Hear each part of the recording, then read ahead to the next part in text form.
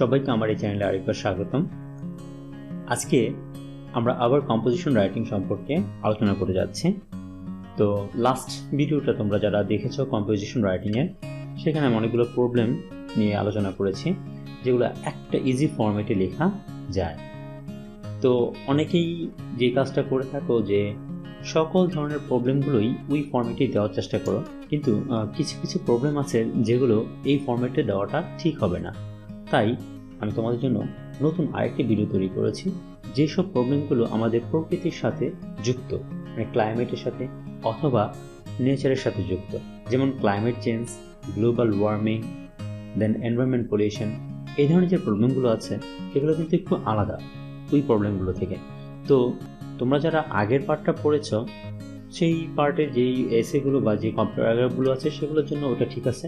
তবে আজকে যারা নাকি এই ভিডিওটা দেখবে তারা এই ধরনের যেগুলো প্রকৃতির সাথে সম্পর্কিত সেই সব ধরনের যত ধরনের প্যারাগ্রাফ আছে বা যত ধরনের কম্পোজিশন আছে তুমি এই একটা ফরম্যাট দিয়েই তুমি সবগুলো প্যারাগ্রাফ বা কম্পোজিশন কমপ্লিট করতে পারবা। তো আশা করি তোমরা সম্পূর্ণ ভিডিওটা দেখবা মনোযোগ সহকারে। এখানে ভোকাবুলারিগুলো প্রত্যেকটা জায়গায় সুন্দরভাবে দেওয়া আছে। আমি তোমাদের এই বিষয়টাকে কম্পোজিশন আকারে লিখে দিচ্ছি যাতে তুমি কম্পোজিশন আসলেও পারো অথবা প্যারাগ্রাফ আসলেও পারো। আর এটা অবশ্যই কিন্তু স্লো লার্নার অথবা উইক স্টুডেন্টদের জন্য।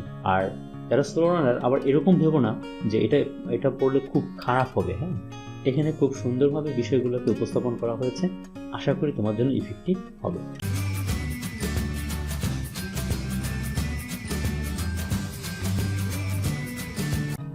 কম্পোজিশন রাইটিংয়ের এই পর্বে আমরা এই 9টি কম্পোজিশন সম্পর্কে পড়ব যেগুলোর প্রত্যেকটা এই ক্লাইমেটের সাথে সম্পর্কিত।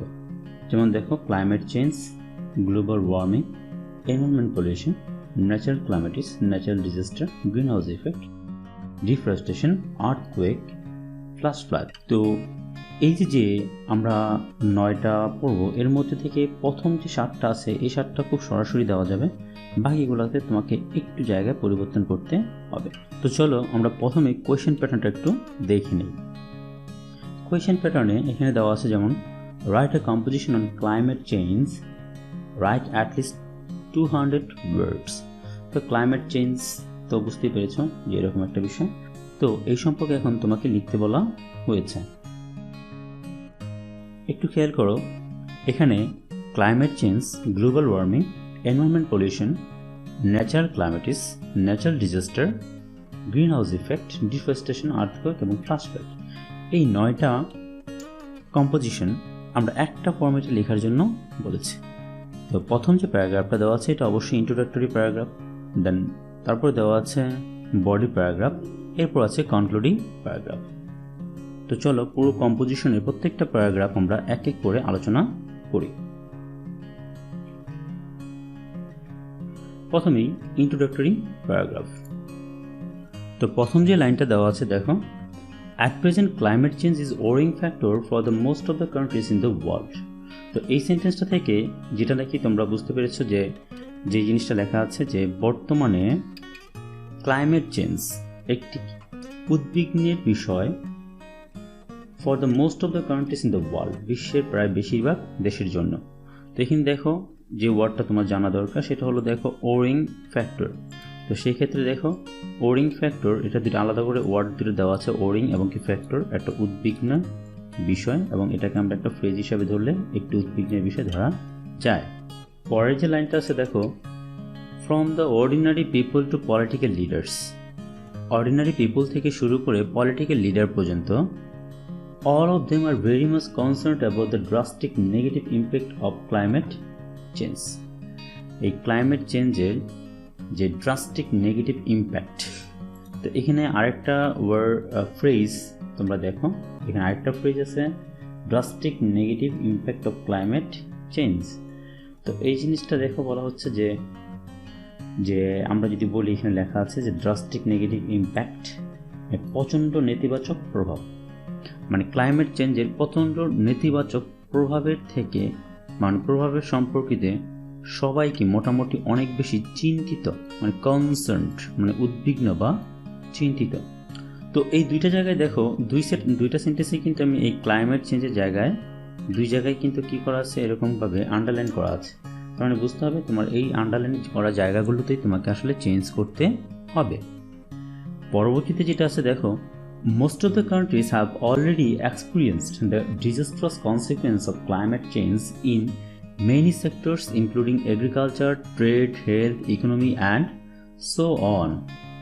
তার মানে দেখা বলা হচ্ছে যে বেশিরভাগ দেশই তারা কি করেছে দেখো, ইতিমধ্যে অভিজ্ঞতা লাভ করেছে the disastrous consequence of climate change, climate চেঞ্জের যে ভয়ঙ্কর বা সর্বনাশা ফলাফল, এই ফলাফলটা তারা সবাই প্রত্যেকে কি কিছু না কিছু অভিজ্ঞতা লাভ করেছে। তো এখানে দেখো এক্সপিরিয়েন্সড বলতে কিন্তু বলছে অভিজ্ঞতা নেয়া, আবার একসাথে যদি আমি এটাকে ফ্রেজ আকারে ধরি এক্সপিরিয়েন্স দ্য ডিজাস্ট্রাস কনসিকুয়েন্স, তার অর্থটা হবে সর্বনাশা ফলাফলের অভিজ্ঞতা নিয়েছে। তো এটা কিন্তু সব কিছুরই ইন মেনি সেক্টরস, মানে কিছু দেখো অনেকগুলো ক্ষেত্রে, including agriculture, trade, health, economy and so on, মানে কৃষির ক্ষেত্রে, বাণিজ্যের ক্ষেত্রে, স্বাস্থ্যের ক্ষেত্রে, অর্থনীতির ক্ষেত্রে এবং আরও অনেক ক্ষেত্রেই। তার মানে এই যে লাইনটা যে বললাম এটা কিন্তু প্রত্যেকটা ক্ষেত্রেই কমন। যেমন তুমি ক্লাইমেট চেঞ্জের ক্ষেত্রেও কমন, গ্লোবাল ওয়ার্মিংয়ের ক্ষেত্রেও কমন, এনভায়রনমেন্ট পলিউশনের ক্ষেত্রেও কমন, বা ন্যাচারাল ডিজাস্টারের ক্ষেত্রেও কমন।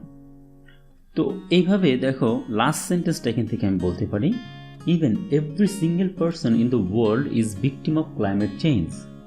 প্রত্যেকটা পার্সন মানে পৃথিবীর প্রত্যেকটা ব্যক্তি এই ক্লাইমেট চেঞ্জের ভুক্তভোগী। আমরা এর আগের প্যারাগ্রাফে পড়েছিলাম ভিকটিম মানে ভুক্তভোগী, which directly or indirectly affects on his life in many ways, যেটা কি করে তার জীবনে বিভিন্নভাবে প্রত্যক্ষ এবং পরোক্ষভাবেই কি করে প্রভাবিত করে। তো এটা কিন্তু ক্লাইমেট চেঞ্জ বলো, তো এটা কিন্তু ক্লাইমেট চেঞ্জ বলো, গ্লোবাল ওয়ার্মিং বলো বা এনভায়রনমেন্ট পলিউশন বলো, সব কিছু সব ক্ষেত্রেই আমাদের প্রত্যেকের জীবনের কোনো না কোনোভাবে এটা প্রভাবিত করছে। তো এই সেন্টেন্সটা কিন্তু আমরা সব জায়গায় দিতে পারি। জাস্ট এই যে যেই লাইনগুলো কি আছে এখানে আন্ডারলাইন করা আছে ক্লাইমেট চেঞ্জের, এই জায়গাটায় তুমি কি করতে পারো, গ্লোবাল ওয়ার্মিং, এনভায়রনমেন্ট পলিউশন বা ন্যাচারাল ক্লাইমেটিস বা গ্রিন হাউস ইফেক্ট, এই জিনিসগুলো তোমরা কি দিয়ে দিতে পারো। ওকে, তো আশা করি প্রথম ইন্ট্রোডাকশন প্যারাগ্রাফটা তোমরা বুঝতে পেরেছ। বডি প্যারাগ্রাফে প্রথম লাইন যেটা দেওয়া আছে দেখো, unfortunately the ugly truth is that the political leaders of the developed countries are wittingly ignoring the devastating effect of climate change because of making competition in economic war with one another। বলা হচ্ছে দেখো প্রথমে যে ওয়ার্ডগুলো এখান থেকে একটু জানতে হবে তোমাকে। প্রথম ওয়ার্ড হলো আনফর্চুনেটলি। তো এই আনফর্চুনেটলি ওয়ার্ডটা কিন্তু দুর্ভাগ্যবশত, এবং পরেরটাই বলা আছে দেখো দ্য আগলি ট্রুথ মানে নিষ্ঠুর সত্য। হ্যাঁ, এটা একটা ফ্রেজ। তো এই আগলি ট্রুথের অর্থ হলো কি নিষ্ঠুর সত্য, এখানে নিচে দেওয়া আছে দেখো। তো ইজ দ্যাট মানে দুর্ভাগ্যবশত এই আগলি ট্রুথটা হলো যে political leaders of developed countries are wittingly, এই ওয়ার্ডটা তোমার জানতে হবে। উইটিলি মানে দেখো চতুরতার সাথে বা বুদ্ধিমত্তার সাথে, চালাকির সাথে, যেটাকে আমরা বলতে পারি উইটিলি। তো এই উন্নত দেশের যারা নাকি পলিটিক্যাল লিডার্স তারা কি করতেছে যে বুদ্ধিমত্তা বা চতুরতার সাথে কি করতেছে, এই যে devastating effect of climate change, এই ক্লাইমেট চেঞ্জের যে মানে খুব মারাত্মক বা বিধ্বংসী পরিণতি আমরা বলছি ডিভাস্টেটিং ইফেক্ট, এটা একটা ফ্রেজ নিচে দেখো দেওয়া আছে। এই ডিভাস্টেটিং যে ইফেক্টটা আছে এটা তারা কিছু এড়িয়ে যাচ্ছে। ইগনোর মানে কি করা, এড়িয়ে যাওয়া। যদি ওয়ার্ডগুলো একটু তোমাদের জন্য হাই লেভেলে হয়ে যাবে, তবে আমি মনে করবো যে এগুলো লিখতে পারলে কিন্তু খুব ভালো নাম্বার পেতে পারো।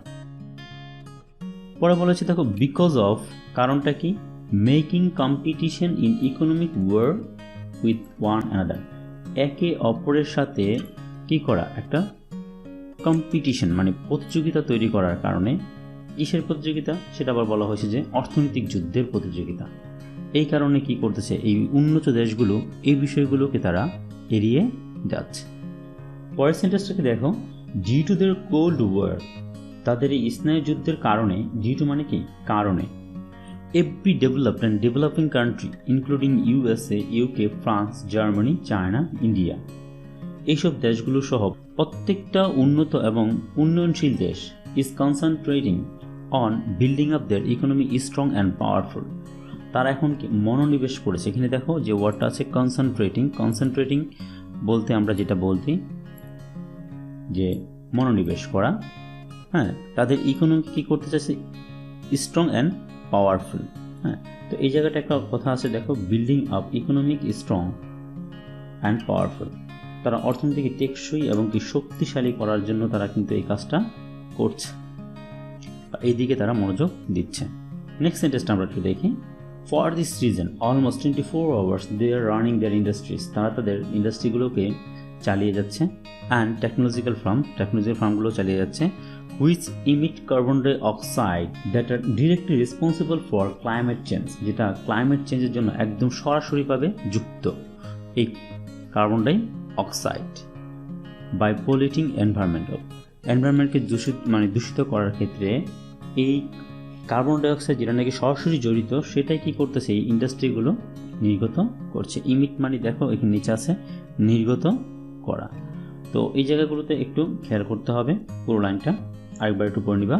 পরবর্তী লাইনে একটা উদাহরণ দিলাম। কম্পোজিশনের সবচেয়ে বড় একটা দিক হলো তোমাকে একটা উদাহরণ দিতে হবে। অ্যাকর্ডিং টু দ্য রিপোর্ট অনুসারে the top carbon die oxide ইমিটার্স R China, USA and India. মানে দেখো যে সবচাইতে কার্বন ডাই অক্সাইড যে নির্গতকারী দেশগুলো আছে সেগুলো কি চায়না, ইউএসএ এবং কি ইন্ডিয়া। হ্যাঁ, তো এগুলোই কি সবচাইতে বেশি পরিমাণে কার্বন ডাই অক্সাইড নির্গত করে। Beside deadly carbon die oxide, এই ডেডলি কার্বন ডাই অক্সাইড ব্যতীত the other gases like methane, nitrous oxide, CFCs R responsible for the climate change. এই ক্লাইমেট চেঞ্জের জন্য এইসব গ্যাসগুলোকে অনেক বেশি দায়ী। তাহলে দেখো এখানে একটা ফ্রেজ জাস্ট তোমাকে একটু মনে রাখতে হবে, যে সেটা বলা হয়েছে যে beside deadly carbon die oxide. এটা নিচে দেওয়া আছে দেখো, যে মারাত্মক কার্বন ডাই অক্সাইড ব্যতীত, মানে এটা তো আছেই, এটা ছাড়া আর কি এই ধরনের গ্যাসগুলো কি অনেক বেশি রেসপন্সিবল। তো তোমরা যদি এখন একটু কিছুক্ষণ পড়লে তোমরা পার্ট বাই পার্ট পড়ার চেষ্টা করবা। প্রথমে ইন্ট্রোডাক্টরি পার্ট, পরে বডি প্যারাগ্রাফ। তো এখন আমরা কনক্লুডিং প্যারাগ্রাফটা পড়ব, যেখানে লেখা আছে দেখো, however environmentalists predict that if the environment pollution cannot be lessened down with rapid action, the earth will be unlivable within the upcoming century। বললো দেখো এনভায়রনমেন্টালিস্ট মানে পরিবেশবিদ, তো এখানে বলছে দেখো however মানে কি, তবে। however মানে কি বলতো, তবে বা যাই হোক। এনভায়রনমেন্টালিস্ট মানে যারা নাকি পরিবেশবিদ, তারা কি করছে দেখো, প্রেডিক্ট করেছে। প্রেডিক্ট বলতে আমরা যেটাকে বুঝাই যে ভবিষ্যৎবাণী করা। তারা একটা গবেষণা করে ভবিষ্যৎবাণী করে, যে বলল যে যদি এনভায়রনমেন্ট পলিউশন কি করা যায় না, হ্রাস করা না যায়, লেসেন ডাউন মানে কি হ্রাস করা বা কমিয়ে আনা, উইথ র্যাপিড অ্যাকশন মানে কি যে দ্রুত কাজের মাধ্যমে, দ্য আর্থ উইল বি আনলিভেবল, এই পৃথিবীটা কি হয়ে যাবে, যে বসবাসের অযোগ্য হয়ে যাবে, উইদিন দ্য আপকামিং সেঞ্চুরি, এই যে আসন্ন যে শতাব্দী আর সেই শতাব্দীর মধ্যে এটা বসবাসের অযোগ্য হয়ে যাবে। খেয়াল করো যে পরের যে লাইনটা আছে, দে অল সাজেস্ট দ্যাট, তারা সকলেই আমাদেরকে সাজেস্ট করেছে বা পরামর্শ দিয়েছে, tree plantation, stopping deforestation, eco friendly industrialisation, less use of coal and petroleum, less use of commuter vehicles and more use of solar energy may be the better solution to reduce climate change। মানে climate change reduce করার জন্য মানে কমিয়ে আনার জন্য আমাদের সবচেয়ে ভালো যে সলিউশনগুলো সেগুলো হতে পারে কি, সেগুলো তারা একটা সাজেস্ট করেছে। তো এখানে প্রথমে যেটা বলা হয়েছে দেখো, তো তারা বলেছে যে দেখো ট্রি প্লান্টেশন, এটা অবশ্যই আমাদের খুব দরকার ক্লাইমেট চেঞ্জকে থামিয়ে রাখার জন্য, এবং স্টপিং ডিফরেস্টেশন বন্ধ করতে হবে, ইকো ফ্রেন্ডলি ইন্ডাস্ট্রিয়ালাইজেশন বা পরিবেশ বান্ধব ইন্ডাস্ট্রিয়ালাইজেশন করতে হবে, less use of coal and petrol, কয়লা এবং কি পেট্রোলিয়ামের খুব অল্প ইউজ করতে হবে, লেস ইউজ অফ কমিউটার ভেহিকলসের কম ইউজ করতে হবে, হ্যাঁ, যাত্রীবাহী যে যানগুলো আছে সেগুলোর, more use of solar energy, এবং সোলার এনার্জি ব্যবহার করতে হবে। এই জিনিসগুলো কি করতে পারে, আমাদের ক্লাইমেট চেঞ্জটাকে খুব কমিয়ে আনতে পারে, বা এটি একটা সলিউশন। হ্যাঁ, তো এখানে কিন্তু দেওয়া আছে দেখো অর্থগুলো তোমরা একটু খেয়াল করে রাখো। ইকো ফ্রেন্ডলি ইন্ডাস্ট্রিয়ালাইজেশন মানে পরিবেশ বান্ধব শিল্পায়ন, less use of coal and petroleum, কয়লা এবং কি পেট্রোলিয়ামের কম ব্যবহার, তারপর বলা আছে less use of commuter vehicles, more use of solar energy. তো এই যে এখানে যে অর্থগুলো দেওয়া আছে এই অর্থগুলো তোমরা একটু পড়ে নিবা, আমার মনে হয় মুখস্থ করতে ইজি হবে। পরের যে লাইনটা আছে দেখো, Moreover, they also added that তারা আরও বেশি যুক্ত করেছে scientists and technologists must focus on creating innovative invention which will not harm the environment and will help to shrink climate change. তারা আরও যুক্ত করেছে সায়েন্টিস্ট এবং টেকনোলজিদের কী করতে হবে, আরও বেশি নজর দিতে হবে। মানে ফোকাস মানে কী করা, নজর দেয়া। হ্যাঁ, কিসের দিকে নজর দিতে হবে? Focus on creating innovative invention. তো এই ইনোভেটিভ ইনভেনশন বলতে নিচে দেখো আমি অর্থটা দিয়েছি যে উদ্ভাবনী আবিষ্কারের দিকে নজর দেওয়া, নতুন কোনো কিছু আবিষ্কার করা যেই জায়গাটা কী করবে, which will not harm the environment, যেটা কী করবে না, আমাদের এনভায়রনমেন্টকে ক্ষতি করবে না, and will help to shrink the climate change, এবং ক্লাইমেট চেঞ্জটাকে পরিবর্তন করার পরিমাণটা কমিয়ে আনবে। শ্রিঙ্ক মানে কী করা, কমিয়ে আনা। হ্যাঁ, এই দেখো শ্রিঙ্ক ক্লাইমেট চেঞ্জ, জলবায়ু পরিবর্তনকে কমিয়ে আনা।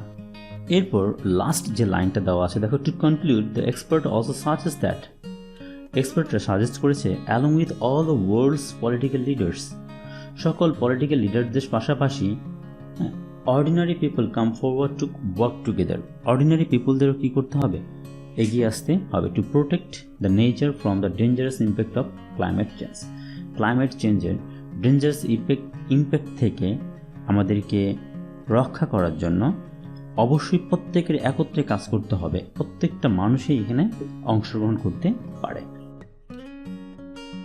তো আশা করি তোমরা পুরো কম্পোজিশনটা বুঝতে পেরেছ।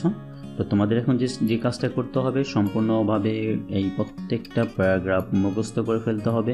হ্যাঁ, তুমি যদি পুরো ভিডিওটা দেখে থাকো আমি আশা করি খুব জলদি মুখস্থ করে ফেলতে পারবা।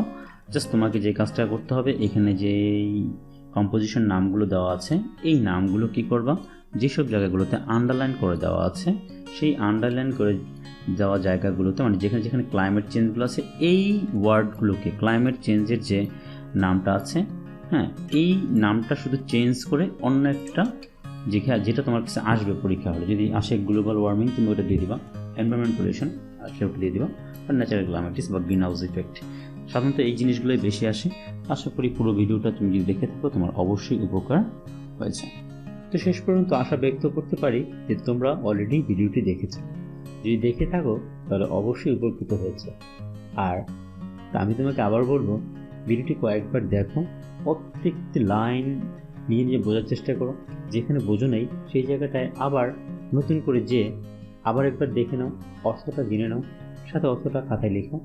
এইভাবে কয়েকবার করলে এই সম্পূর্ণ লেসনটি তুমি খুব জলদি শিখে ফেলতে পারবে, এবং অবশ্যই লিখতে হবে তোমার খাতায়। আশা করি চ্যানেলের সাথে সাবস্ক্রাইব করে তুমি আমাকে অবশ্যই সাপোর্ট করবে, এবং এই চ্যানেলের পরবর্তী ভিডিওগুলো পাওয়ার জন্য অপেক্ষা করবে। এবং সবার জন্য আরেকটা বার্তা আছে, যারা পরীক্ষা হলে কিছু কমন মিস্টেক এড়াতে চাও তাদের জন্য একটা প্লেলিস্ট তৈরি করা আছে, কমন মিস্টেক। ওইটা যদি তুমি একবার দেখো এবং তোমার কাছে আমি বিশ্বাস করব যে তোমার কাছে অবশ্যই ভালো লাগবে। ওই প্লেলিস্টটা বারবার দেখলে আমার মনে হয় তোমার পরীক্ষায় অনেক বেশি উপকৃত হবা। তো আশা করি এই প্লেলিস্টটা তুমি দেখবা। Thank you all for watching this video and to subscribe before leaving this video.